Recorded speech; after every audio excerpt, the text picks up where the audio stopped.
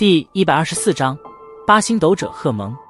低头望着身下的白嫩美妇人，贺蒙脸庞上浮现一抹淫笑，心头邪火刚刚升起，那常年混迹在刀口的敏锐神经，却是让得他浑身皮肤骤然一紧，心中闪电般的掠过一抹警戒，手掌抓住身旁的被子，猛然间对着身后丢去。